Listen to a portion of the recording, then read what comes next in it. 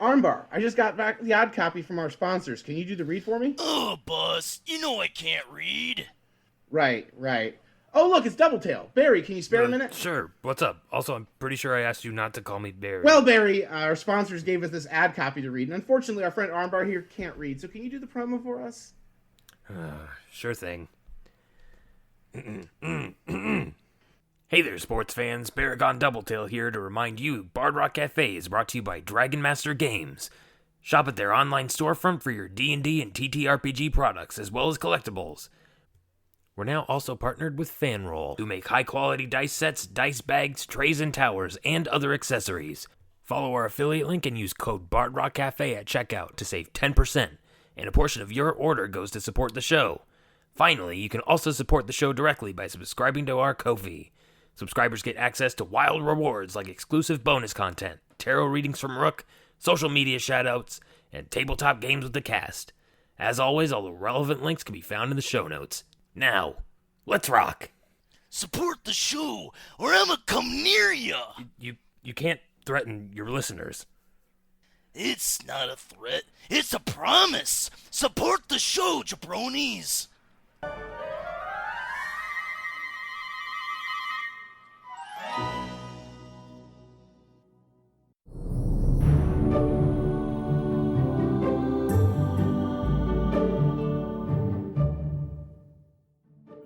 Welcome back, everyone, to Bard Rock Cafe. Last week, and no longer than last week, everybody fell through portals again. They all went their separate ways, got sucked to different portions of the universe, and had to go through a bunch of different steps for each person to get back. But now, through some intervention from a powerful Fey Lord, everyone is being pulled back to the same location. Everyone with their own stories. So with that, at the start of the episode, we have Orion, Lord of the Fey Court, snapping his finger and pulling open plane shift portals to different planes, and on the other side of each portal, you see being kind of sucked through the different members of the Bard Rock Cafe. So, whoever would like to go first, please describe your entrance. Let's roll for it. I want to roll so bad. Let me roll dice. Absolutely. Go ahead, everybody roll. Let me know what you got. 17. I got an 8. I got a 4. I got me a 3. The last game I was playing was Forged in the Dark, so I got a 2 and a 5. So do you have a 7, or you want to roll a d20 and stop and not make a joke? It was funny. You gotta get one. Hold on. Didn't have the dice out? We've been chatting for 30 minutes. He didn't have faith that it would happen, okay? Yeah, that's fair. Also, while everyone's rolling, Brock just starts singing, actually- 525,600 minutes. I don't know why that's relevant, but it feels like it is. Oddly enough, the D20 got the same result, 5. Nice. It was destiny. It's meant to be. Because what did everybody get again? 17 for Brock. It's okay. I got it written down. Oh, perfect. So, Audience, the reason Kenny's the DM is because he owns a pen. and a writing pad. Whoa. Comes up from time to time. Big spender. Yeah. Oh, if it just has to be a notebook, I have like an entire crate of notebooks. That's like the thing I hoard like a dragon. Uh-huh. I have 2. I have 200. You needed 200 to pass. You got 2. All right, anyway, Kenny, resume telling us our numbers. Yeah, so first up in our series of same instant entries, please describe Brock Song's entry from the end of his solo episode. Brock's already standing there because he was there already. Orion's like, oh yeah, let me summon your friends, and snaps his fingers, and Brock's just sitting there like, okay, cool, I'm gonna grab some stuff from the omelet bar. And he goes and gets himself some breakfast while everyone's portaling in. Yes. There's an omelet bar? Oh, yeah. There is now. It's right over there. Didn't you see it? I'm not there yet. This is the party capital of the Fey Wild. Of course they have an omelet bar in the first thing in the morning. I'm also going to get a Bloody Mary and a mimosa while I'm at it. Nothing says party hardy like omelets. All of the omelet bar is just like fish proteins and random greens, and it's just really disappointing. You really just ruined my whole night. Thank you. Yeah, so Brock's song, already at the night court, asking to bring everyone back. Snap, portals open. Baragon, you're up next. Oh, it's me already? Okay. Wow, everyone else rolled really bad. Yeah, you rolled like a 7. Okay. So, out of a portal appears Baragon and Jenny Greenteeth, who is also here. And the instant Baragon steps through his portal, another one opens up underneath, and he falls through. And there's a beat where Jenny Greenteeth kind of looks around, and then from the ceiling, another portal opens up, and Baragon face plants onto the floor. He gets up, and he dusts himself off. And he looks a little different. He's carrying some new gear, a new outfit, since he lost all his stuff from drawing from the deck at the end of the tournament, and has a big Santa Claus bag that he's carrying around. Now, was the Santa Claus bag the same size before and after the second portal? Yes. Okay, just checking. 'Cause stuff might have happened. It's possible. Baragon does like the most portal-esque entry. Jenny Greenteeth is now standing there, a little uncomfortable, some tension in the air with her presence there. But Armbar, go ahead and describe your entry. Alright, Armbar like steps in like he's coming through like the middle rope of a wrestling ring, and he looks around and sees Brock over by the omelet bar, and his eyes, sparkle like he's excited, and he starts walking over like, Boss, it's you! Oh, I thought I'd never see you again. How are you? Oh, I'm doing great. This omelet bar is like maybe 4 out of 10. No offense, Orion.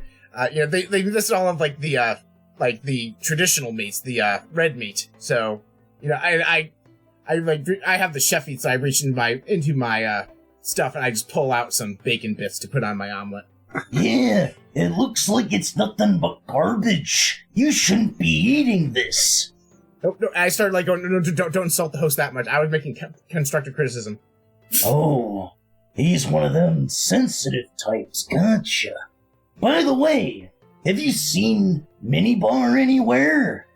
And that feels like an appropriate cue for Nadir, because that's where Minibar's coming from. And oddly enough, with the dice rolls, Nadir, please describe your entry. There's no goddamn way I'm in third place with a 5. You underestimated how shittily we Technically all fourth. except me. You're right. You should have been before Tyler, actually.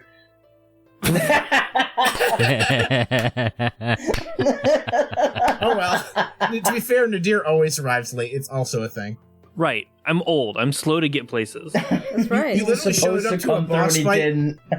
You showed up to a boss fight in the middle of a boss fight and got KO'd once.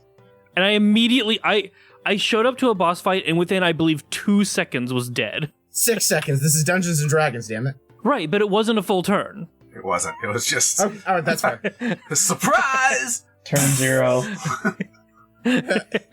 Yeah. Just a portal opens up, and on the other side is the Bard Rock Cafe, where Nadir and several other figures that Kenny will have to remind me of who exactly they are sitting around just swapping stories effectively. And it opens up, and Nadir turns around, has a short conversation with somebody that we can't see, and steps on through and sort of waves everybody else. Kenny, who are all the other people with me? Oh man, so there's Minibar is with you at the Bard Rock Cafe, as are all of Brock's retainers, who have through a whole side story made their way back there. With the food truck. With the food truck. Was there anybody else? I don't remember. Was Felix there, or did we say no? Inky's chilling there. Incidentally, Inky's coming in with the food truck. Yeah. Inky is... You're not aware of Inky's presence. Brock No, will of course be not. shortly, but you're not. Yeah, you think the food truck drove itself in here. Technically, you can do that, actually, but... It's lovely to finally see everybody. Oh, is that an omelet bar? And Brock kind of like does like the shaky hand thing, like, sorta. Just the I hand could- across the neck, like, ooh. Nadir isn't going to care too much. They could definitely use a hot meal after being in the frozen tundra for so long. Brock's like, may I suggest that over there they have a waffle bar? This is just a bed and breakfast, continental breakfast. What Faustian bargain comes with the waffle bar? What's wrong with the waffle bar? I need to know what comes with the waffle What's the bar. catch? I mean, here's the thing. How advanced do you think a waffle iron is in the feudal Fey court? Yeah, the waffle iron doesn't heat evenly, so like the edges are a little bit crispy and the middle is still kind of goop. That made me sad. Do they have syrup? Yeah. No. No, they have syrup, but it's only maple syrup. Just the stuff that you get out of a tree. It's not refined or anything. That was the exact answer I was going to give in like 2 seconds. It's literally This a is just- tap that they've put into a tree. And the dryad that Brock fucked last night looks really uncomfortable about it. She's just like, okay, this is happening. I can make it worse. Can I make it worse? I Of know that course. you can. The sap is from the triad. Oh. No, it's from her temporary tree. There's like an elaborate series of hoses from the garden connected to this tree, and it's like a milking machine for a tree. Not a series of words that needed to be. Strung together in such a way. I zoned out for a second, and it sounds like I should be glad that I did. Yeah, Yeah, yeah. it's fine. You don't need to hear about us. I mean, I can make it even worse. Technically, because that dryad is for her tree, that means Brock fucked the thing that made the maple syrup. Oh no. There's a little There's bit a of it in story every behind bite. this that we should hear. I'll tell you when you're older, Armbar. All right. Well, bringing up the very end, Rook, please describe your entry into this scene as everyone is getting sucked in through portals. Rook does not enter through any portal of any kind. If I remember correctly, Rook enters into the hall with Lady Nyx. Yes. The doors swing open for you both in grand entry style. Can I Right. instinctively, having played for royalty, play a walk-on song for Rook and Nyx to enter the room, like a violin song? I'll leave that up to Rook. Well, I mean, you can. Rook enters in with Nyx. Nyx is this beautiful Fey queen, and Rook looks different than usual. Rook's been did. She's cleaned up. Her hair's up. She's got little baubles in her hair. Her face is fully made up. She's obviously got some attendants, been working on her that morning. Even Fairy looks all did. Fairy's got little sparkles on his wings and a little bow tie. Rook is dressed in a beautiful courtly attire, very different than usual. She's walking in, looks like she's on cloud 9, looking with clouds in her eyes at this beautiful Lady Nyx. Almost doesn't recognize anyone from the Bard Rock Cafe when she first enters. Practically doesn't see anybody. I rolled a natural 20 on my performance check to walk you in. What Nice. song do you play? I was just thinking generic, pretty violin song you would hear in a royalty court. It adds to the dreamy nature of Rook's expression on her face. She still doesn't notice anyone's there. 2d100. You notice it's her? Yeah, I mean, Do you? I will roll my perception check after Kenny tells me what bullshit befalls us. 90 and 83 for my. By the way, for the audience, so the natural 20, my performance is a 33. Wow. All right. For the next hour, your surface thoughts appear as shifting forehead tattoos. Oh, And, yeah, what, that's- and what Armbar sees but cannot read is, oh hey, that's Rook. She's dressed real pretty, way better than she usually is. Take offense. You can't read. I'm gonna. Boss, what does that say on your forehead? I don't know. I can't see my forehead. Do you have a series of mirrors I can use to read my own forehead? I feel like you would just need the one. No, because it would be A backwards. It'd be series of backwards. one mirror. No, I would need two mirrors because it would invert the text. So I then need to reverse it on another mirror so I can read it. Because I can't Why read can't you just backwards. read backwards? Yeah, Can why can't Brock you just not do it? read backwards? That's hard. Ooh, character flaw.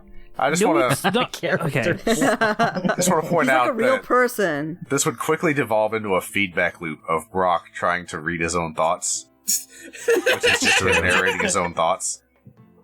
him narrating his own thoughts. Anyway, It would just become the text equivalent of like that feedback screech. pretty much. There's actually just a bunch of like all the like symbols across the number line on the keyboard just appear in Brock's head as he tries to read his own thoughts. It just becomes E. It just evolves into wingdings and just. Smoke starts to appear out of your ears. So yeah, all of you appear. You all see Rook enter. The doors open in such a way that it's very attention-grabbing. So unless you want to deliberately not see Rook, your eyes probably would have been drawn that direction. I will say that there is a portal that opened up, and you see Epi on the other side. But Epi seems to be, like, running from a distance off, and not able to get through. And before Epi is able to be pulled through the portal shuts, as do all the others. Oh, that tracks. Epi missed the boat. We'll give it a couple hours. We can summon Epi later, I'm sure. I mean, how complicated in terms of material components, spell slots, and etc. is a plane shift spell, really? Orion is looking at his fingers that he snapped with, and he's like, that usually works. It happens to the best of us. Everyone has it happen sooner or later. He is regarding your forehead silently. What does it say? It says, I hope he doesn't realize I'm making an erectile dysfunction joke.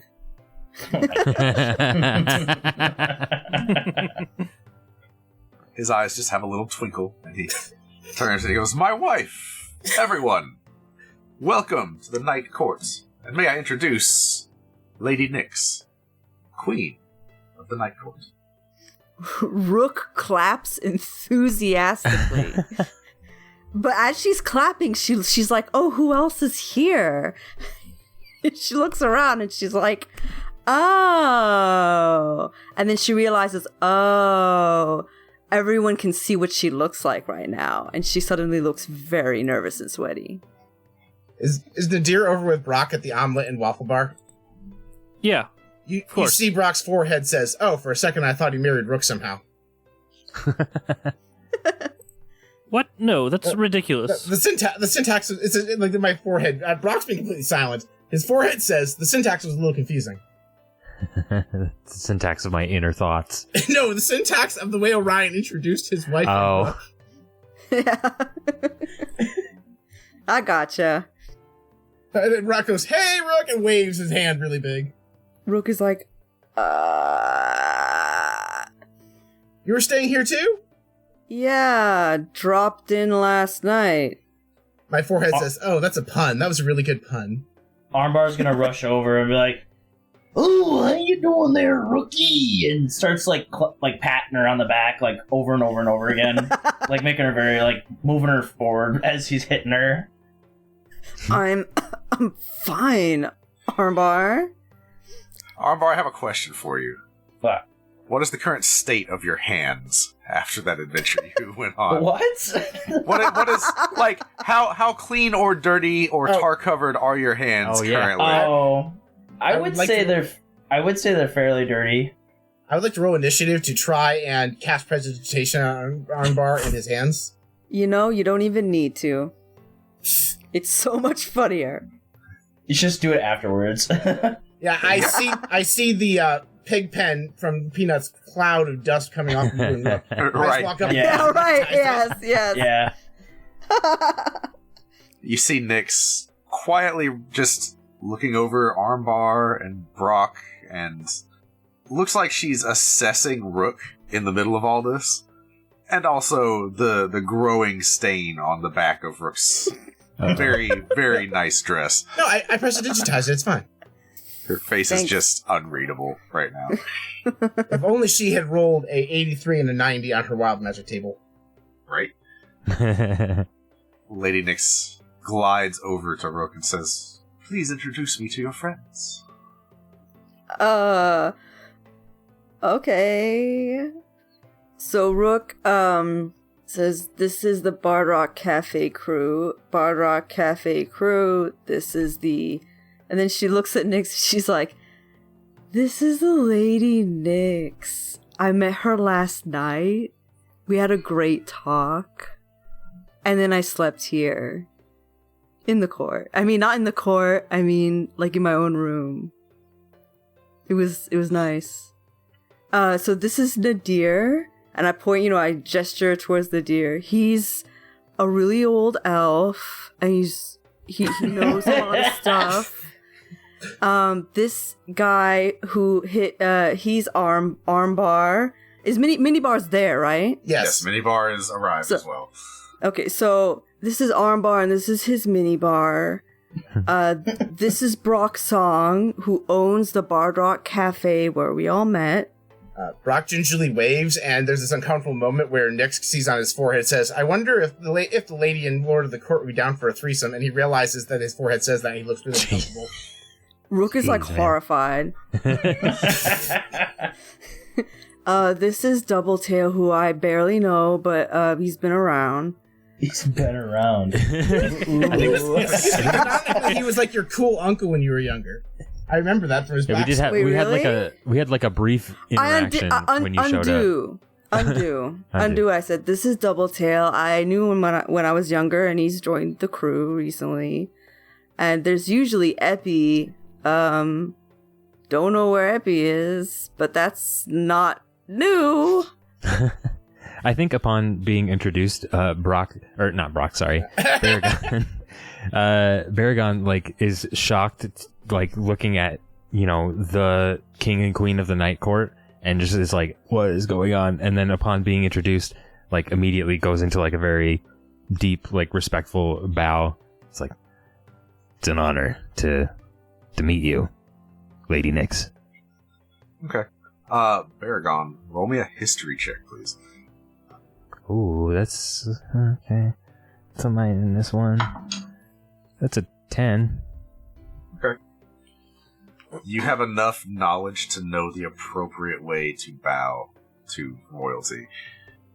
Yeah, I so do. Like you're Oh, good. I was considering whether to offer him the help action, but it's not the most graceful that they've ever seen, right? Mm-hmm. But for someone who was a gladiator, you did pretty good. And you didn't have, like, threesome written on your forehead, so... Yeah, right. That's like a step above I made a better already. impression than some people. I mean, there's a world where Kenny could have me roll a persuasion roll on that, and he chose not to, and I respect that.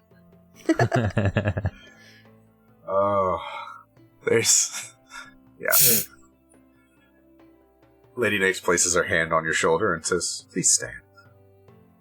You are all our guests here. Friends of Rook."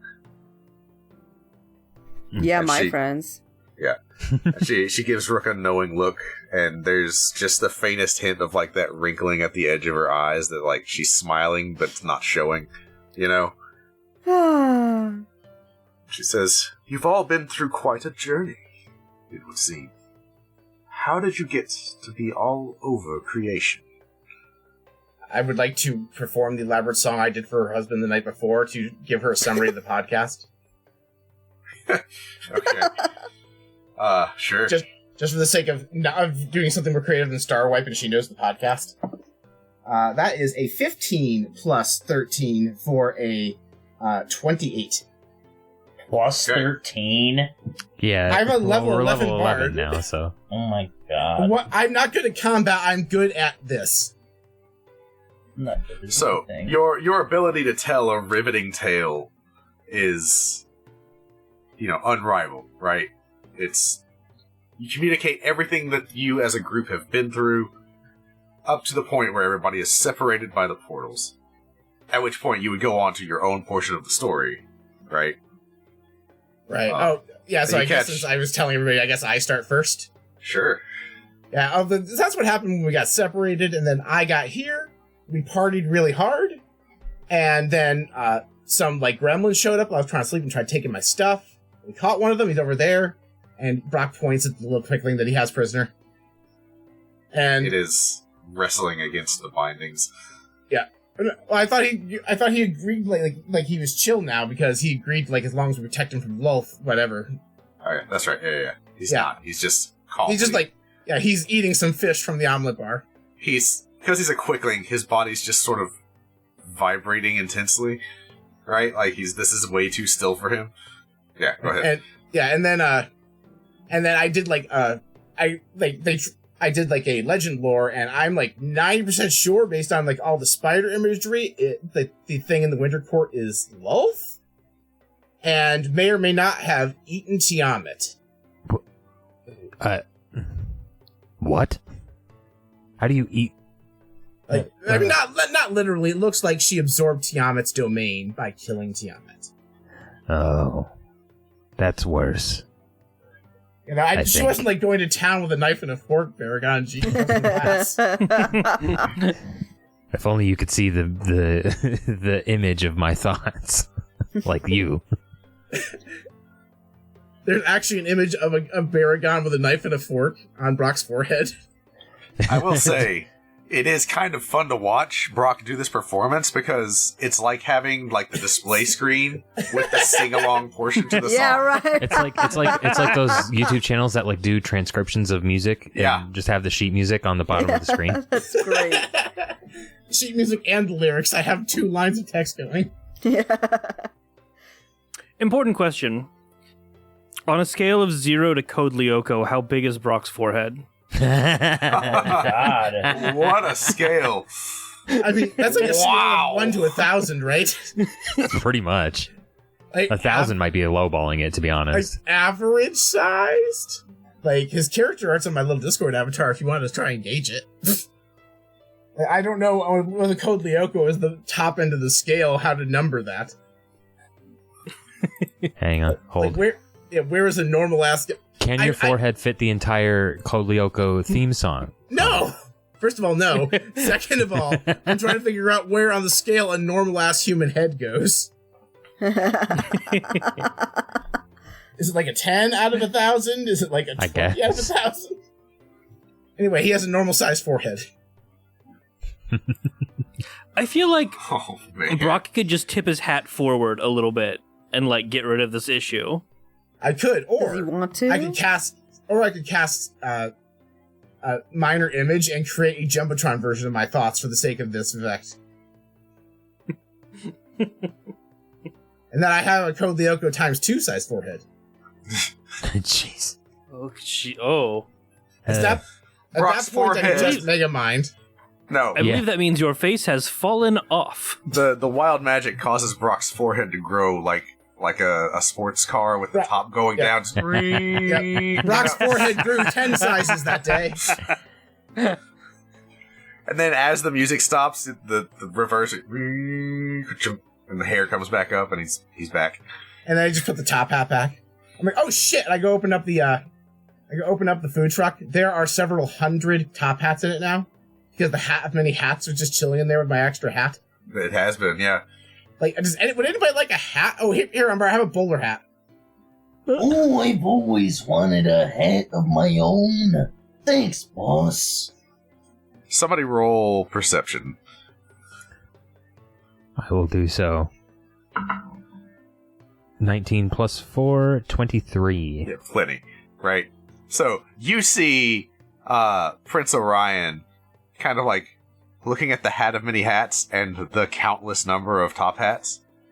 And like, he just absolutely like kind of adjusts the crown on his head that has like all the gemstones in it.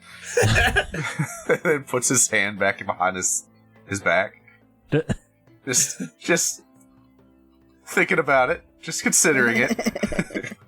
Can I roll perception to see if I noticed that? Because he was looking specifically at me in my hat of many hats. Sure. Wanting to try a new look? What's going on here? That is a 19 plus numbers. Yeah, it's fine. Yeah, you see it too. Yeah. Yeah, I was like, Clearly- I grabbed the hat of many hats, and I say, thank you so much for giving me the hospitality of staying here, my lord. And I just gently slide the hat over to him, and I telepathically say, just give it back like tomorrow. It's fine. Didn't you just give me that hat? No, I gave you a bowler hat. I have I have a food truck full of clone hats. It's a hat that makes more hats. That's its thing. It does. It's the greatest magical item I've ever inserted into a campaign. Yeah, I lend him the hat of many hats so he can copy all of his crowns and tiaras and what other crystallized headwear that this palace might have. He just sort of nods graciously and says, "Thank you. I will play with this tonight." And Brock's forehead says, that syntax. Giggity. Hey.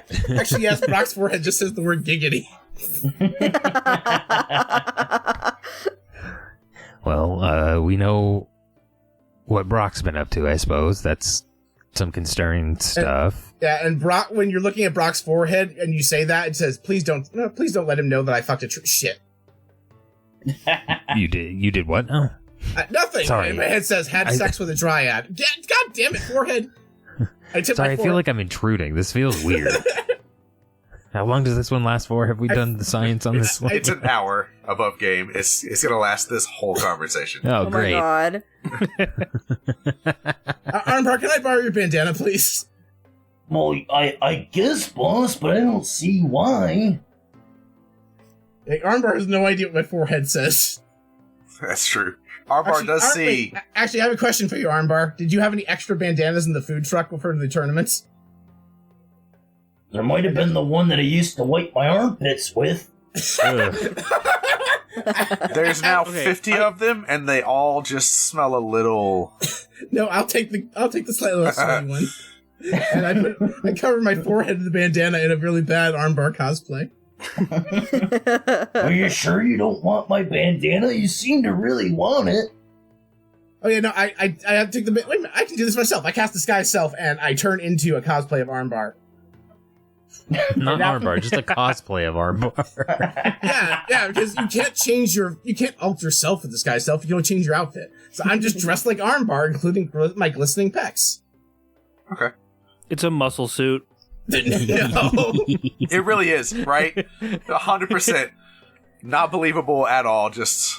Anchor I arms. was just literally going to wear the overalls and the bandana, but okay. I guess Brock is that vain, he would pretend to have Listen, muscles. If you said cosplay... Yeah, it's like a Spirit of Halloween Captain America chest muscle shirt. I was going to do a closet cosplay where I just wear their outfit, but okay. I love the Spirit Halloween call out. It's perfect. But yeah, This episode okay. brought to you by Spirit Halloween. Whoops. Right. We are... This episode was supposed to come out in October. I know. We're open for partnerships in May. See, you guys are confused. You're thinking of the Toronto Plain Store Spirit of Halloween. No, we're talking about the Faerun Spirit of Halloween that actually haunts children on Halloween night in Faerun. Okay. And they sell muscle shirts, apparently. All right. So, Prince Orion has already heard this portion of the story. He's heard about what Brock has to say regarding his suspicions regarding Lolth and Tiamat and all of that. He says, I have some more to say about that, but first I would like to hear from everyone else. As all of you, and he kind of just brushes his eyes across the whole room, look like you have stories to tell. So please, and he nods to someone. Nadir. Please share some of your story. So, above board, I don't remember like everything. I kind of remember the main bullet points, but not the minutia of it. So I would not be able to. So me, Tensei, would not be able to tell a good story. So it's gonna boil down to: I found the other obelisk. Put a word of recall in it, so we can go back there. Maybe. I haven't tested it. Found books about the future, and a lot of the deities in Celestia are gonna get eaten. Found what may... Kenny, remind me, the thing that I found, was that actually Lolth, or was that something else? Did I make you roll for it in the episode? I don't remember. Go ahead and roll. I have 20 history and 12 arcana. Do you want me to roll for this? Yeah, go ahead. Roll history, because you've seen... Sure. I would like to offer Nadir the help action because I'm proficient in history and cast Legend Lore to identify Lolth. So Legend Lore takes... No, I already cast it last night, remember? I already know shit about Lolth to help him identify this. So I'm just like, Here's the I draw a thing, picture. I'm like, hey, is this the person you saw? If Brock gives me the help action, then I rolled a 39. Oh my gosh. I know all the history. Even the history that's happening now. Daenerys knows about when Lolth was mortal, how she lost her virginity. That's how much history he knows. All right. Maybe not quite that much, but if there's stuff that could be known, you know it. Yeah. So, yeah, Nadir would be, that was Lolth. 100%. I ran into Lolth, and I got scared, and I banished myself back home. So, question for you, Nadir. On a scale of 0 to the disintegrate spell, how intact was that, or 1 to the disintegrate spell, how intact would you say that tablet of fate was? It was not in good shape. From the outside, you could see all of the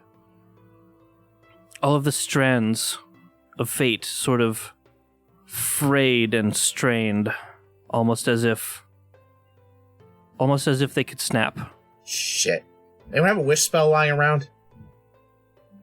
No? Okay.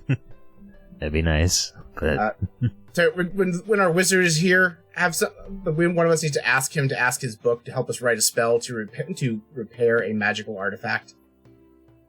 We should have figured out 50 episodes ago we could ask it to help us do. We've got, wizards can create spells. Why wouldn't we just ask Epi to write a spell before? I don't know. Crazy glue spell. I love that Tyler's just I have no clue what's going on. And, which is contextually perfect for Armbar, right? Because Armbar would just be I don't know what the fuck's happening. I'm just gonna bonk that thing that looks angry at us. Yeah, exactly. Oh, also, before someone else recaps, we were talking about Lolth. Minibar, did you get the thing I asked you to get when I cast Sending to ask you to stop at the Bard Rock Cafe? Aw.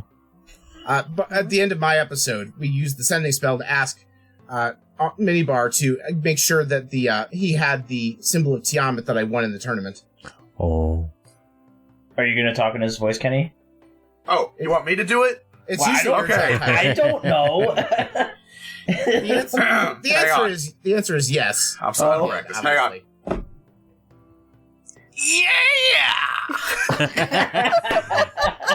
All right, Lil John. All right, cool. Oh my god.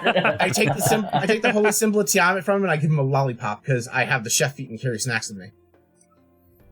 Hey, no fair. I wanted a lollipopper. I give you a proportionally bigger lollipop.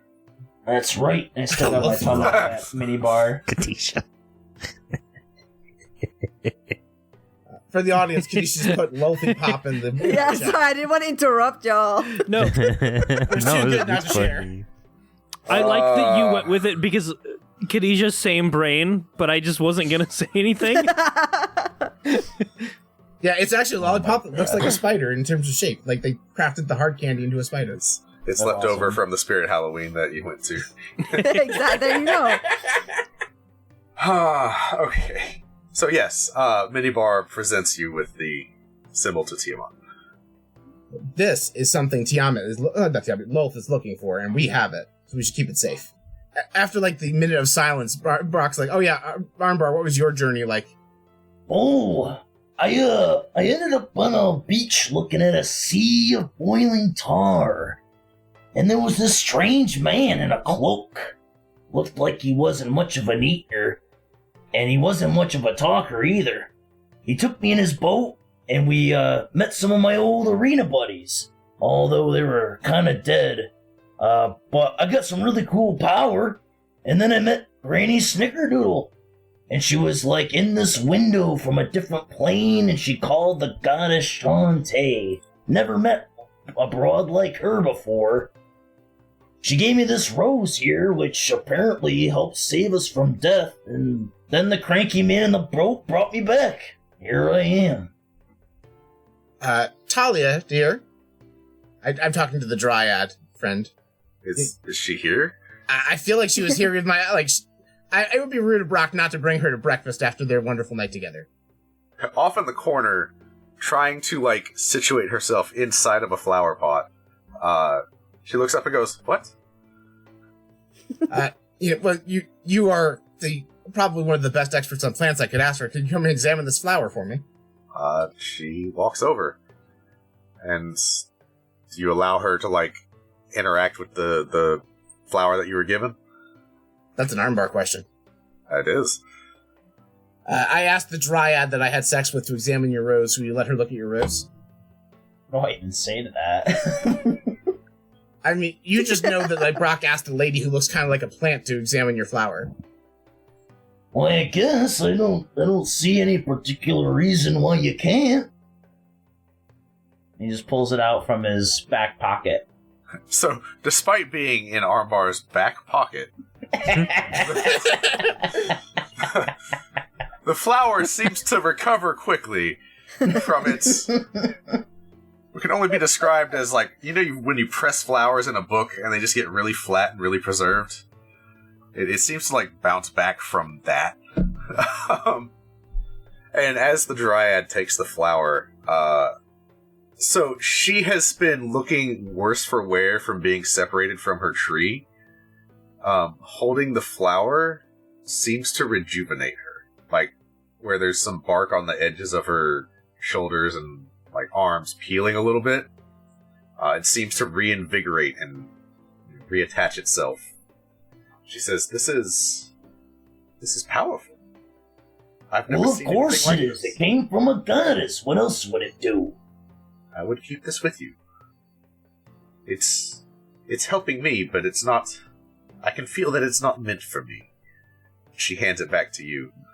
Armbar, I have an idea. And I take the little bowler hat we gave Armbar, and I tuck the rose into the little sash around the bowler hat. Oh, that's a much niftier spot than my back pocket. Yes, and now it won't smell like your butt. Does it smell bad? I pressed to digitize the flower so it doesn't smell like his butt. It smells like an actual flower. Nah, his butt smells like a rose, guys. I was gonna say, I feel like we're misrepresenting which direction this flows, right? The flower improved anyway, I can't believe this is this is what I'm DMing right now. I love it here. You clearly have forgotten what DMing for this group is like then. I really have. In the week since been a we recorded while. last. Yes, in the week. 1 week. 1 week. Yeah. It's been 1 week since we played D&D. Bow, bow. Yeah, so the dryad walks off and kind of looks over her shoulder and says, "It whispers that it's always with you." And just returns to her spot at the edge of the room. So I guess it's my turn. Yeah, unless Armbar, you had anything else to share. No, I guess that's all I got. That's all she wrote. Oh, wait a minute. Armbar, you brushed over a very important thing. Granny Snickerdoodle did use her holy power. Did we? Oh yeah. Did we fix that? I guess so. I mean, otherwise she wouldn't be able to do whatever she did, right? We turned the cell service back on. We'll have to look into that. Nice. Yeah, that's all she said was, like, the plane window opened up and she gave me one last thing and she said that's all she could do. Brock also takes notes and says, apparently normal-ass people can channel divinity if someone mouths the words at them. Brock will remember this later. Baragon looks over at Orion and says, Your Highness, how free are we to speak here where we would maybe not be scryed upon? So, Orion looks to Nyx, and without even having to say a word, she just inclines her head slightly towards him and does a very, very small flourish of her hand. And the walls of the room kind of, like, fall out, and there's just... Y'all are still clearly standing in the dining hall, right? And you're all in there. But you see out around you, and it's just night sky. Ooh. Like, you are standing in the dining room on the floor, and, like, the omelet bar is still there, and it doesn't feel any different. But where the walls used to be is just an endless expanse. She says, "No one can hear us out here." Thank you. I turn to the group and I say, so, there's been a few big developments with regards to Pandemonium specifically. First big one, I guess, Cyric is dead. So that's something we get to sit on for a little bit. It's inappropriately funny because he was stuck on a chair. Baragon does not laugh. That was me making that comment. That wasn't Brock. It's unfortunate because Orion would have laughed at that one. It's doubly unfortunate because it is on Brock's forehead. Yeah, but I have the bandana on, though. I like that maybe the bandana like doesn't cover it up fully, just makes it a little harder to read. It just shines through. Oh, like maybe it's like a little pictogram that appears not on my physical flesh, but displays in front of my forehead. So I thought I was covering up, but it's actually done nothing. Yeah, wow, that bandana really solved that problem, huh? Yeah, Who so yeah. put augmented reality in my D&D game? The bandana's just turned on. It's turned Brock's forehead into like the news station with the rolling text at the bottom. the bottom third, the ticker. I'm whatever. concerned that this bandana is turned on. Should I give it privacy? Stop. But anyway. Yeah, alright, carry on. So Sirik is dead, and even though like Nyx and Orion have done this like work of magic to and have assured Baragon that like they won't be listened to or scryed upon, he still looks around, and you kind of notice that he looks very like anxious and kind of like frayed a little bit, like he's been just like go for a while. Like he hasn't slept well in a hot minute. And puts a hand to his chest and pulls out an orb of some sort. I don't remember what it looks like. If you would like to describe it, Kenny. So it's... Are you talking about the... Yeah. Sirik's final gift? Mm-hmm. Yeah. So, this orb in particular fits in the palm of your hand. Like, easily, right? Like a large marble. Not like crystal ball, right? Okay. And as you look into it, you see it looks like sand flowing up, right? And whichever way you turn the sphere, like the sand shifts accordingly. But, like it's twisting around, but it's clear that like in the center of it, it's flowing up like a reverse hourglass. So this is the domain of time? Sirik, I guess, was holding on to this, and now I'm holding on to it, and I haven't really unpacked what that means yet. Like, you have the domain like you have a cleric domain, or like you possess the whole domain like there are clerics that worship you? I think the second one. I mean, you know. Are you a god? I don't think so. It's very, like, he gave this to me and said, don't use it. You will explode, probably. Oh, you know. Wait, so like, you use it, you'll die? Armbar has a flower where we can't die. Cancel. Whoa. Okay, I guess I'm the god of time now. Cool.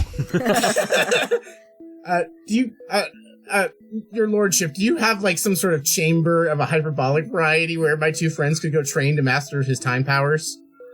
So, oh my gosh. It's at this point that you notice that both Orion and Nyx have gone very still as you pull out this orb, right? Yeah. Because you just casually pulled out, like, an entire divine domain. To be fair, he was very uncasual about it. Right, but, like, there's no build-up that you can do for that, right? No. Like, you just casually got pulled into their dining hall, and everybody's telling about their wacky stories, and you pull out the domain of time. Not to one-up everybody, but... Right. And Brock's forehead said, oh yeah, well I fucked a tree. Shit. Like, there was already this air of impressiveness around Armbar's flower, but the domain itself, like, that is, you're holding godhood in your hand. Yeah. That's why I was a bit, anxious about it. I hope you understand. So even So what did you ask them? I'm sorry. Oh, something about the hyperbolic time chamber. Yeah, I was asking yeah. if there was. I was asking if there was a place where time worked differently, so Armbar and Doubletail could do like several weeks of training in like a couple hours. So, Orion there's a twinkle in his eye and he says, the Fey Wild does operate on different timetables. So, maybe. But I think your friend might be in a better position to create that than any of us. I mean, after a couple weeks of training, I feel like he might just explode his head if he tries it right now. And Nyx at this point chimes in and says, even I would hesitate to handle that. And I'm immortal.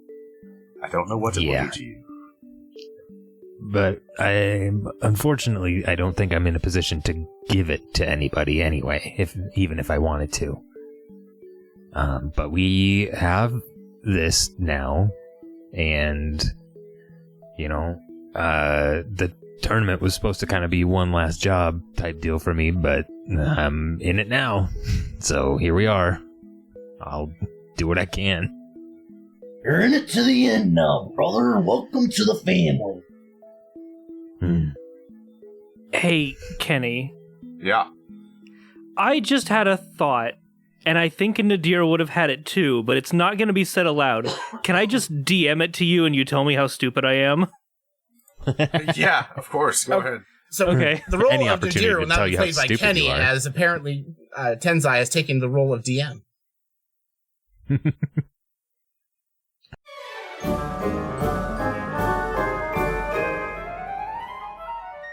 Epi, we just opened up a gift shop to help raise funds to rebuild the Bard Rock. Look at this fancy new design. I'd love that on a new t-shirt. You are transported to a world of t-shirts, all identical. You can feel your sense of self slipping away from you as the shirts reach out and grab you and assimilate. I cast Dispel Magic. Epi, where'd you go? Wild magic. Don't ask, it was terrible. So, where's the gift shop going to be? Oh, well, we have two storefronts, bardrockcafe.redbubble.com and tpublic.com/users/bardrockcafe, so anyone can support the Bard Rock. You know, the coffee mug is really cute. And that's not all we sell. We have t-shirts, hoodies, children's apparel, baby Bard onesies, Rock notebooks, Cafe's gift shop stickers. is now open. Sales go to support the show. So if you want to help out and also get some cool Bard Rock Cafe merch, go check it out. That's everything we had so far. Epi, are you listening? Did you say something?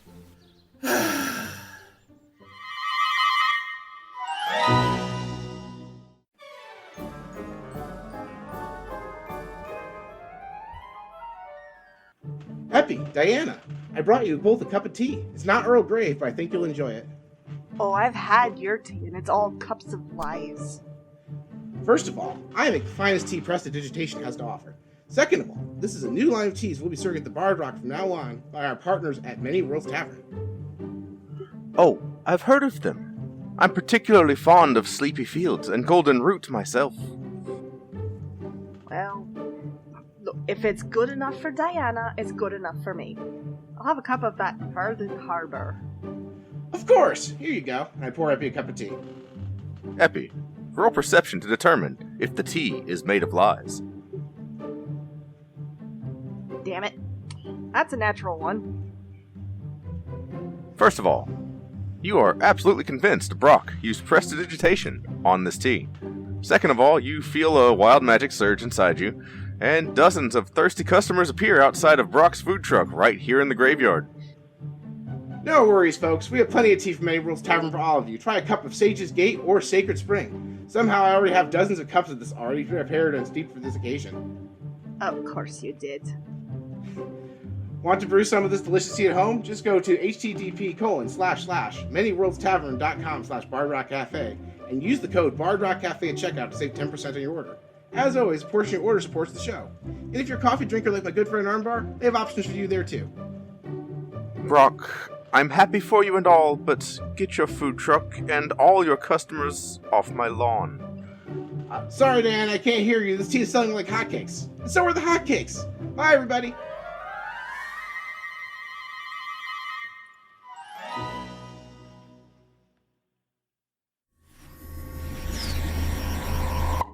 Where are we now, Llewellyn?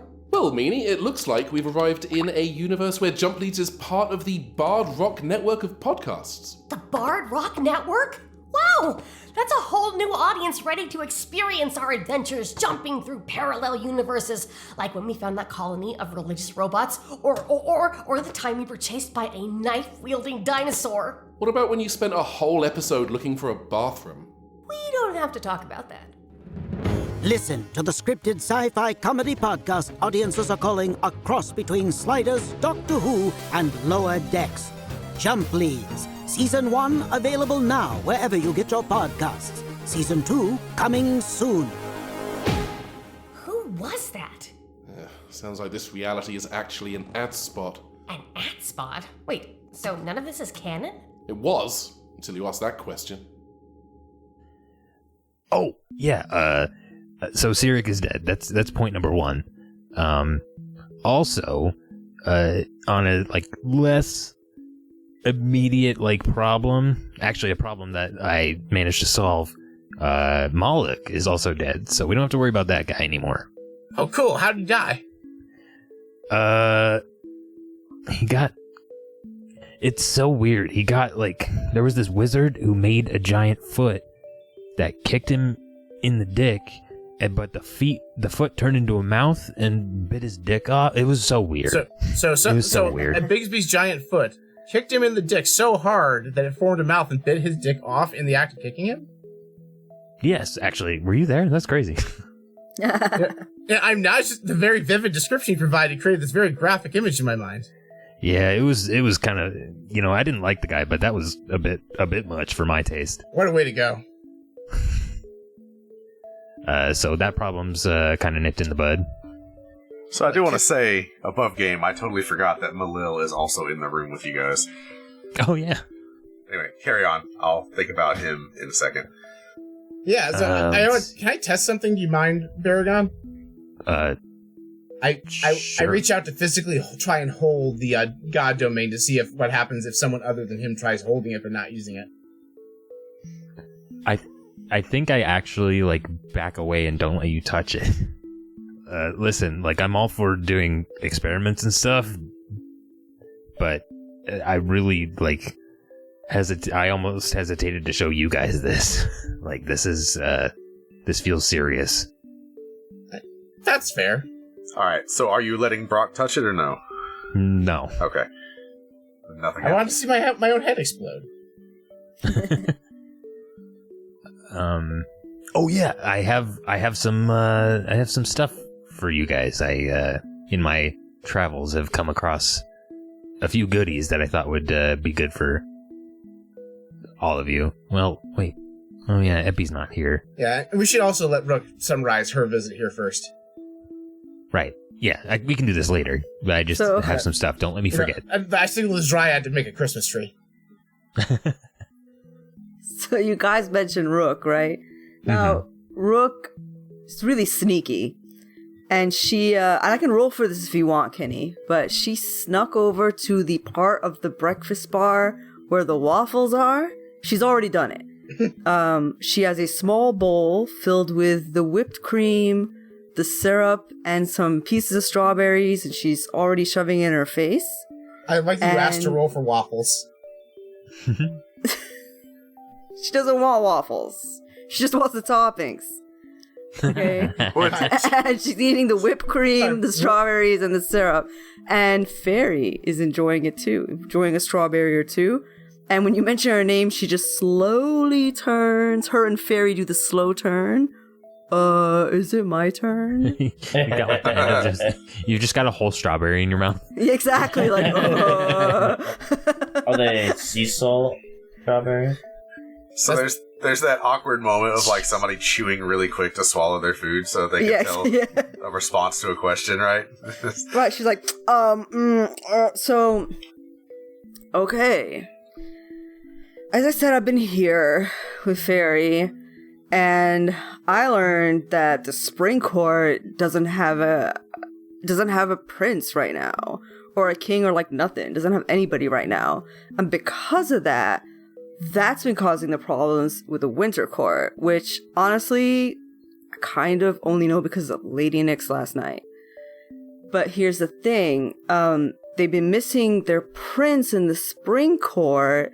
And then she's like, but I have, and then she tries to like she has a neck, like a twine around her neck. Obviously there's something around her neck and she's trying to like quickly take it off, but she has hair done.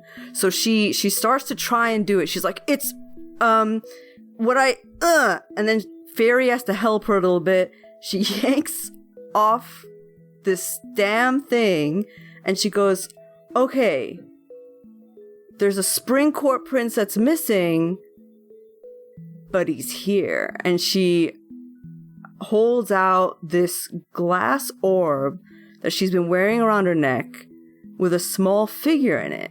And she holds it up to show to everybody. And she said, I have had this for a while. And this is the spring court prince. And I brought him, well, without meaning to, I brought him back. And, we're gonna set him free. I hope. Oh, cool. How? I don't know. Lady Nyx? So, before I get into Lady Nyx, I just want to say above game to all the listeners. Brooke has had this as her special item on the, everybody got a special thing at the start, right? Brock got the Bard Rock Cafe, Epi For got 5 the seconds. book. No, you still have it. You still have the Bard Rock Cafe is still yours. All 5 boards that survived the meteor crash. Rook has had this amulet the entire campaign and has hidden it and not talked about it with anyone the entire time. So, it's never come up. I had stuff planned for in case it came up, and it just is now being revealed, and I'm excited. We've arrived here. That's crazy. So just so y'all know, he's a little figurine. He's oh my god, I run to read my thing. It's like the size of a plum. It's an amber sphere, and Yes. I knew it as a realistic figurine of a noble fairy with antlers, but it's realistic because he's real. Because he's like alive. And he's wearing these robes. And this whole time, this necklace has been an amulet of proof against detection. So honestly, like, I've been protected against detection and location this whole time because of it. Yeah, if anybody ever had tried to locate Rook, it would have not worked. Like, magically, it just wasn't going to happen. Mm-hmm. And I think there was actually... I don't know if it was explicitly stated, but I think when you were sneaking around Blackstaff's tower, there were some wards that didn't go off because they didn't see you. Yep. So why do you have something like that? So if Armbar is genuinely asking, Rook can answer. To be fair, Tyler asked. I'll ask an Armbar. I'll ask an Armbar voice. Restate So, an Armbar Rookie, voice. why you got something like that? I stole it. Huh? There was Makes a nobleman sense. had it. Yeah, that's what I do. So in the North District, I was casing a house. I was stealing something else, but they had this too, and I liked it. Oh, anyone I know? I don't think so. I don't know, actually. Does he know? I'm sorry, repeat the question. I'm from the North Ward of Waterdeep, born and raised. I know these people. These are my people. Who did Rook steal this thing from? Shit. My notes, hang on. It's been Yeah, so sorry, long. I don't have a name, but someone in the North District of Waterdeep. This wasn't Jace, was it? Do you know how many times Rook would have robbed that fucker if it's him? No, this is... Oh, maybe I'm thinking of a different thing. This one guy got robbed by the cast 3 times, apparently. I'm thinking of a different thing. Stole it from you, actually. That would be hilarious. What do you mean you stole this from my mother? I wonder if she doesn't like you. You stole it from House Anteos. Anteos. Oh, those fuckers. They are bankers. Gotcha. Hence the easy mark as far as picking who to rob. I feel like Brock would not have sufficient ability to find out why they had that, or know why they had that. I was really hoping it was the Castellanters. It was not. Damn.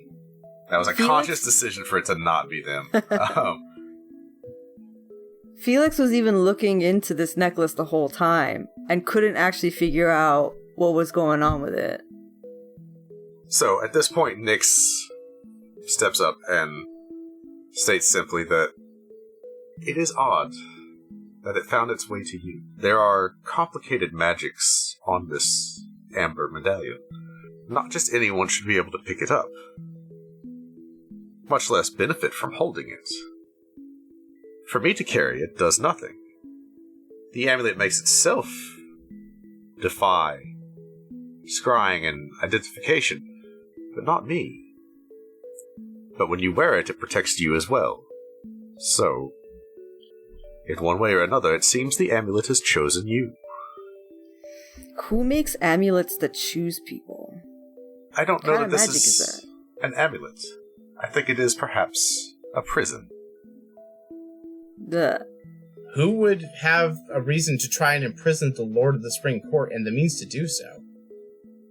That's some powerful and peculiar magic. It is. I sense that there is a lot that we do not know here, and that is to be expected. But it is by random chance that this has ended up here. But as someone who reads the stars, there are very few random chances. Certainly not in times like these.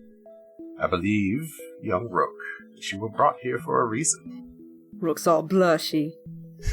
Can I do an insight check on that? Sure, what are you inciting for? I'm inciting Rook. Rook's been really, weird about... blushy and, weird around Nick. Oh, this is gonna be so easy, man. This is gonna be so easy. The DC is 2. Right, just don't, Yeah, right. don't nat one it.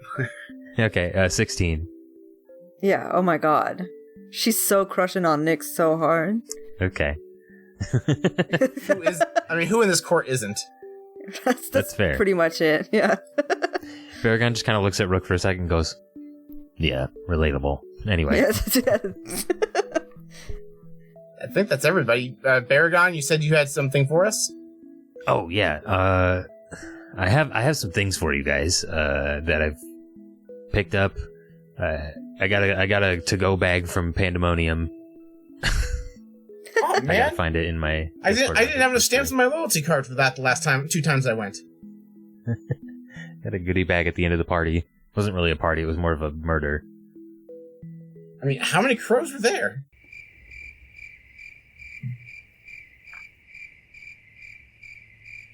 Cricket noise. Yeah. Oh. Sorry, I was looking through my message history and I didn't clock what you said. I'm not sure how to get there, but trivia murder party. Okay. There you go. There's a joke here somewhere. Yep. Okay. So Baragon kind of rummages through this big Santa Claus bag and pulls out a few things. First, for Nadir, Baragon hands you a sealed scroll covered in runes. I tried looking at this and I can't make any sense of it. It seems like maybe something you'd be interested in. Oh, so it's already unsealed? Yeah. It's very hastily like Baragon attempted to reseal it. But it's like there's a nice wax seal that's been undone, and then it's scotch tape over it. I was gonna say rubber band, but okay. Rubber band's funny too. I don't know where we got a rubber band, but it's there. So you can look at that. According to this note, it takes an investigation check of a very high number to decode this. Oh. If only we had somebody who's really good at investigating things. Yeah. I'm alright at Too bad it. it's not me. Is it actually not you? No, I'm not. My investigation is actually very low. Uh-oh. Can we hand it to Rook, and because I am half proficient in investigation, offer the help action? By removing the rubber band that the Artificers Are Gone gave us to put on this scroll? Sure. I'll investigate it. Sure. So, at advantage... I'll also toss a Bardic Inspiration at this. Okay, probably wise. Very wise. So what is your Bardic dice at this point? A D10? I have to look. It's been an actual year since I've looked at this character. D10. No, it's only been a week. Yeah, it's been 1 week since I played D&D. I forgot. Nothing more. So my roll at advantage ended up being 21. Definitely want to use that D10, I think. Yeah. And get a high number. Big one.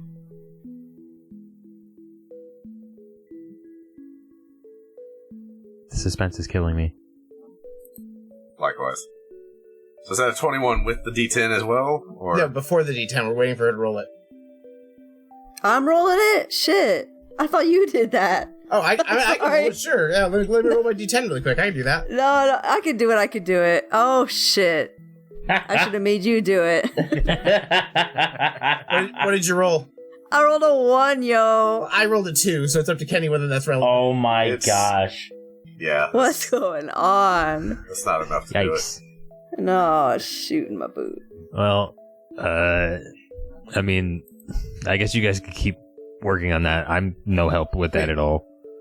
Is it just to decipher it, or like, can we elaborate on that a little bit? It just says the runes are a cipher that require a DC investigation check to decode. Is there anybody? If Baragon tries to peek. If there's anybody in the Night Court that's like good at like deciphering ciphers. Okay, Kenny, I would like to use my researcher skill that I get from my background. When you attempt to learn or recall a piece of lore, if you don't know that information, you often know from where you can obtain it. Usually this information comes from a library, a scriptorium, a university, or a sage or other learned person or creature. Your DM might rule that the knowledge you seek is secreted away in an almost accessible place, or that it simply cannot be found. Kenny, where can I find the knowledge on this cipher? Ooh. I gotta think about this for a second. So I guess at this point it's trying to figure out how to decode this thing. Because I imagine if we have the cipher, that investigation DC becomes 5. Useless. If you have the cipher, you would imagine that there's probably a cipher in. So if you go in the Tablet of Fate, in that library, somewhere is the story of where this was crafted, right? Okay. Does that make sense? Yes. I mean, you want me to just run home really quick and get that? Like, I can, like, just do that in, like, a little bit. Go, like, I have other stuff I probably could have done there anyway. Well, I have more things. It wasn't just this one I didn't mean the second. I meant when we were done, not this very second. I was just like, oh, hey, between sessions, Brock can just run home and get a cipher for a deer. No, I like the idea that, like, hold on, I need to go find something. And Nadir just uses Sword of Recall right there. Just ruins everything. And then you just end up in wherever you were again. I won't do that. It'd be very funny. He's like, hold on, I'll be right back. And he just pops out of existence. It's sad that there's a very specific feat that would be useful here, and I don't think any of us have it. Probably not. Because there's a feat that just lets you code ciphers pretty much instantly. Oh, yeah. Or there's Warlock Invocations that do it, too. Oh, yeah. Armbar has that one, actually. Really? Wait, does he? No. Okay. I was like, wait a minute, what I missed? A lot of people are getting weird things. That was my special thing that you get at the beginning. Wait, it's a Warlock. I was going to say, nobody's got, I think it's called Eyes of the Runekeeper. Yeah, no. I would like to cast Sending to call my mom. Sure. Ooh. Hey, Mom, do you know anybody who can decode or read ciphers? ? I would imagine the Blackstaff probably could. Period mark.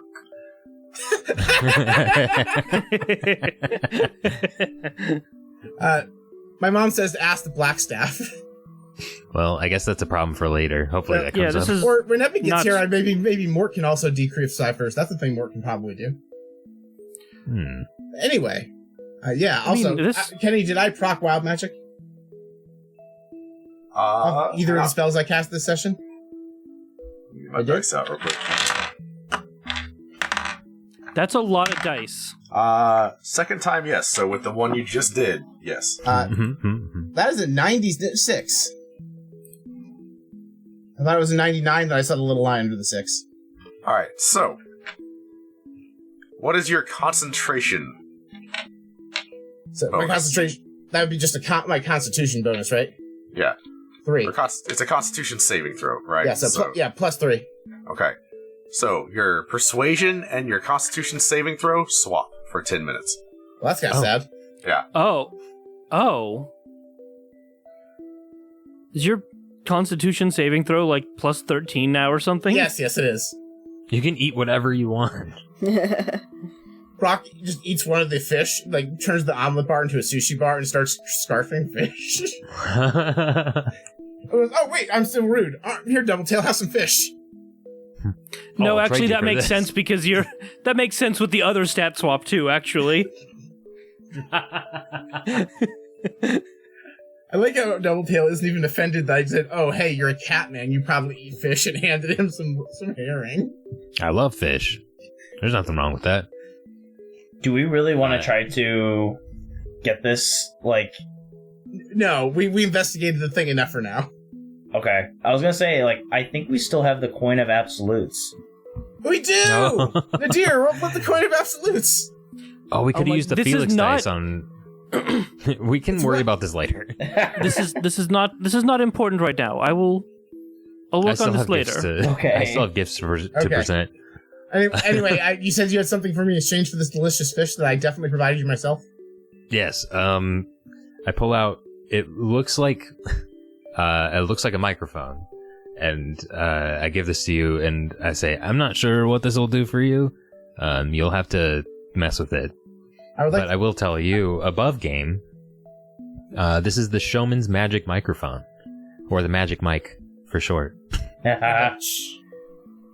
have a +1 bonus to attack and damage rolls made with this magic weapon. It's a flail, essentially, but it has finesse, so you can use dex.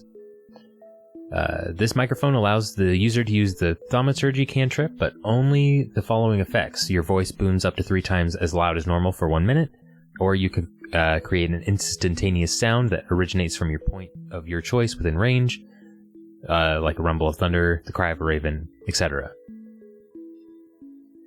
You get thaumaturgy and a little melee weapon, just in case. I would like to roll performance to just do a really quick karaoke number to test out my microphone. That's sweet. May I roll performance, Kenny? I mean, of course. Do it anyway. That is a 4 for a 17. Okay. Yeah. But it's very loud. What song are you playing to karaoke? Because it's just me screaming really loud, that one song from Panama. You know, the one that made in Thor Ragnarok? Oh. Let's see. I'm rummaging around, and there's just a bunch of useless junk that comes out of this bag. Like, it's like kind of a bag of holding, but also not. And a lot of it's just unapplicable. Just weird, like nonsense things. I pull out a strange pepper for some reason, and I throw it away. And here it is. I turn to Rook and I pull a large rapier out, and I present it to you, and I say, this looked a little different when I was using it, but I kind of stole this from Istis. It was kind of on loan, but I didn't give it back, so keep it on the down low. But this is from your buddy Barry. And thanks. It's a crystal rapier. When you hit with an attack roll, it does an extra 1d8 radiant on top of the normal damage. And when you hit a creature, you can expend one of 3 charges to regain hit points equal to the radiant damage that the sword deals. Whoa. And it sheds light. So that's insane. Thanks. It's pretty cool. And don't worry So, about yeah. being stolen. Pretty much everything I have is stolen. Including our hearts. I turn to Armbar and I say, how's that axe holding up? Did that do you any good when you were in a weird tar pit? Luckily, I didn't fall out of the rowboat, but it's working pretty good. X and slashes, just like the day I got it from you, buddy. Great. I have something for Epi too, but he's not here, so we'll worry about that later. I have no idea what this thing is. What about Minibar? I give Minibar the weirdly hot pepper. So can I actually suggest and Kenny, you can just say no, we just delete this entirely. I had a patron item I tried submitting for Minibar a while back that I think you politely ignored, and I don't know if we were going to use it or not. Okay. What is it? It's a steel chair. It's just his +1 weapon, but when he hits someone with it, they have to make a strength save or they fall prone. I'm fine with that, but it has to be minibar sized. Yes, it's a little itty bitty steel chair that's meant for like a kindergartner. I'm like rummaging. I'm like frantically rummaging through the bag going, something for Minibar. Yeah, I totally remembered that. And I pull out a tiny steel chair. And I go, it's perfect. Oh, yeah. Here you go, Minibar. I have my own steel chair. He starts whacking like Armbar's like knees with it. Armbar rolls strength save. Oh no. I got a 15. I feel like the DC is probably based on Minibar's con, which is your con. 15 may or may not pass. What is that again? My dex save? What is the saving It's throw equal. that you're? Yeah, beats. You're fine. You're mildly annoyed. You take 76 damage. Yeah. I have It just does an died. insane amount of damage for no reason. It's just like that one episode of South Park where they make Cartman a junior police officer. Respect my authority, and he bashes you in the knee. That's my purse. I don't know you. And then he hits Armbar in the crotch with this.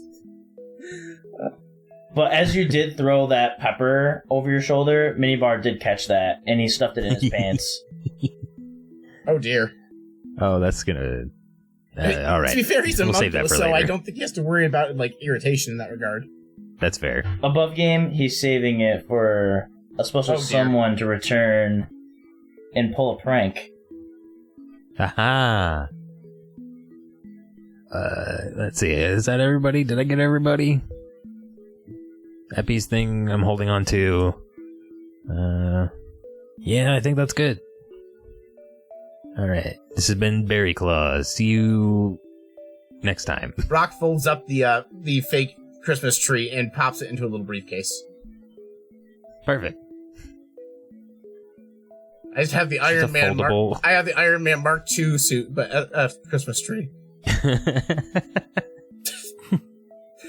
We celebrate Christmas whenever we want. That's on loan from Holidays.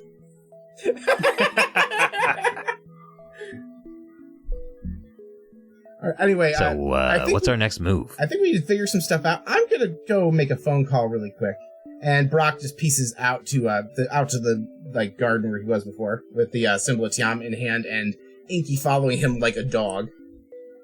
What's a phone? Well, it's a never mind. Okay. If we're taking suggestions, I think we need to get to Celestia. If deity's powers are going to be stolen at some point in the future, I don't really know when, we should probably do what we can to prevent it. I did learn while in there that anything in those books is just probability. It's not actual. It can be changed. We need to stop Lolth from acquiring more domains. Can we Especially, and Nadir points his staff at Baragon, doesn't finish that sentence. Yeah. Can we now smash cut to Brock making his phone call? What was it? Hopefully, obviously, Lolth. Okay. Well, I'm okay with that. Was there anything else from Nadir? I want to let Nadir finish his thing. That's fine. He set up the cut so well. That's why I wanted to propose it. I did set up a hard cut. I didn't know that's where you were going with that. But yeah, like that was kind of his. Here's my proposal of what our next step should be. Okay, so hard cut to Brock. Go ahead and make your phone call. All right, so Brock gets out there, and he's having this little conversation in his mind. He's like, "Yeah, I'm putting a lot of trust in you, and I really shouldn't. It's fine. I'm on your guys' side now. Yeah, you sure she'll listen to you? Fuck no. Who does God ever listen to a mortal? But I can try. We're both very persuasive, and we have some stuff she wants. Fine. All right, you can have the wheel. I'll just go hang out in your room." All right, so Brock's eyes roll in the back of his head and rolls at the wheel, but he kind of left the bedroom door in the back of their brain open so Brock could listen into the phone call. And basically, Roll holds up the symbol of Tiamat to his mouth and says, "All right, you had my interest, now you have my attention. Can I have a few minutes of your time, Lord of the Demon Web Pits?" Demon Web Kits? Web Pits. Oh, okay. She's the spider lady. Webkins. What are the demon webtoons? All right. No. So as you walk to the edge of where, I'll say this. First of all, it's very clear the second you leave the field of stars in the dining hall, you turn around and you just see utter blackness surrounding where the rest of the party is as you walk out, right? You make your way out to somewhere. The Druid Grove. I'm going to go to the Druid Grove. The Druid Grove. Wolf pops in and tries to kill me, so I have a 2% better chance of living. Lolth does not pop in. What does pop in is a Yuklal, one of the twisted demon servants of Lolth. And it kind of addresses you telepathically. It towers over you, and it is... Let me see if I can find a picture. Yeah, it looks like a yellow goo tree. Yeah. I used them in my home campaign. Yeah, that thing. I don't know how to make eye contact with something that has one eye. I'm just going to try and go cross-eyed at you. It's easy. You just pick one. There's only one to pick. It asks, what would you demand of Our Lady? Demand is inappropriate for a lady of her station. I'm contacting her to offer a deal. I imagine, much like the other deities that have left Celestia, the Abyss, the Hells, she wants to continue surviving while the end of days is happening. Would you agree that is your lady's desire? You have yet to make the offer. I would like a truce. Lolth vacate the Winter Court, and I can offer her something more exciting if she agrees to vacate the Winter Court and help us defend the all of creation against the 4 horsemen that are bringing about the destruction of all the planes. I can offer her the material plane. Whoa. And who are you to be in a position to offer this? The owner of the Bard Rock Cafe on the material plane, which holds the other, not falling apart at the seams tablet of fate. I'm sure your lady would like to draw from its power. If she helps us and we all survive the apocalypse, including her and I, she can freely have the tablet of fate. I am one of its chosen, and I summon the deck of many things. Okay, so the Yuklal sees the deck of many things. You get the sense that none of what you've said is... Okay, not none of it. None of the information you just gave was a shock. Like, the Yuklal knew who you were. The offer was a bit of a surprise. Does it convey that to me? It's a treat. You see what you're looking at. Yeah, but we're telepathically linked. Do I get the feeling it's surprise that I'm like, oh yeah, I'll just give you the material plane, it's fine? I'll give you that. Yeah, okay. I mean, if you think about it, it's like a shared universe. All our stuff is here. We like our stuff. the thing is, I'd rather this universe continue and I'd be subjugated by Lolth than if I were to have the universe cease to exist and then I cease to exist. And here's the thing, and I'll be perfectly honest with you because I know Lolth probably doesn't trust me. Part of me's got my fingers crossed behind my back and like, oh hey, maybe Lolth will just die in the conflict and I don't have to deal in. But that's a future problem for both of us. I think we can both agree we'd rather at least try to survive together. So, the only response you get is, I will present your offer to the lady. And the Yocklaw melts away into just a yellow puddle of goo that steams and evaporates quickly. And that's that. And I hang up the holy symbol and Brock goes, you fucking what? And cut back to everybody else. I think Baragon responds to Nadir and says, so Celestia is definitely, like, high priority, but I am also worried about the Fey Wild stuff. If we can get these guys' problems sorted out, they might be helpful in, finishing up what we have left to do. I don't know how long it'll take, but there's a missing Lord of the Spring Court, right? But it's in Rook's necklace? Did I remember that right? Yes. Okay. Nick says. I know that was like literally 30 minutes ago, but I forgot. Still in a haze. So if we can figure this out and get the Feywild, sorted out as best we can, they might be able to help us. It would. And Nadir kind of looks around at this gathering of Fey royalty. It would be very helpful. I just worry about how much time we... And he sort of trails off at that. And Baragon smugly crosses his arms and stands up a little straighter. I guess that doesn't really matter much, does it? No, I suppose it does not. Just way overconfident for no reason. Yeah, I will need some time to probably figure out how this works and adjust to it, but once we get that done, then hopefully it should be a problem. Yes. Well, I suppose what do we need to do? Here, Lady Nyx comes up and says, first, we wait. A dispatch from the Spring Court is on their way here. They should be here in the next couple of days. They, I am sure, will be very interested in Rook's hamlet. And we need to try and get your last friend here as well.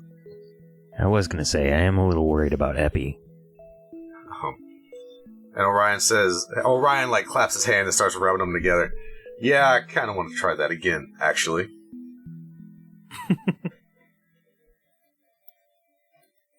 Does Brock come back to this room after he does the phone call? Yes. Okay. So, for the convenience of moving things along, Lord Orion, looks like he's really concentrating and does if you've ever seen Full Metal Alchemist, the Maze Hughes snap, right? When he's really angry. Yeah. Snaps focusing directly on Epi. And the portal opens up, and you all see Epi still off in the distance as the Lord of the Night Court tries to pull him through. And that's where we're going to end tonight. So we have next session to get Epi's side of things, have all the pieces to the puzzle, and get on with this storyline. So that's where we end our episode. Thank you everyone for listening, and please tune in next time where we really dig into what are we doing this arc. Alright. Good night.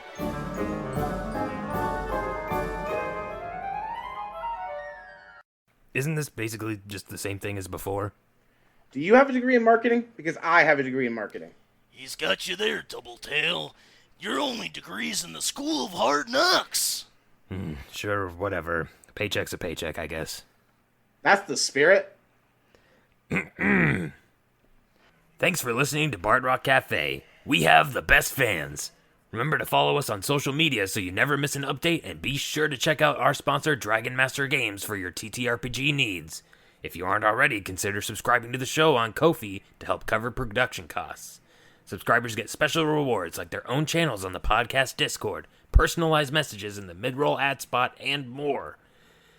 And of course, we're partnered with FanRoll, whose wide variety of dice and other tabletop accessories are sure to have something unique to add to your table. Links to all that stuff can be found in the show notes. Okay, now in the promo with their patented people's wink. We did this bit already, but sure. I wink in a podcast, and it's really good. It's called a callback. Thanks for doing the ad read, Barry. I told you not to call me Barry. Until next time, everyone, rock on.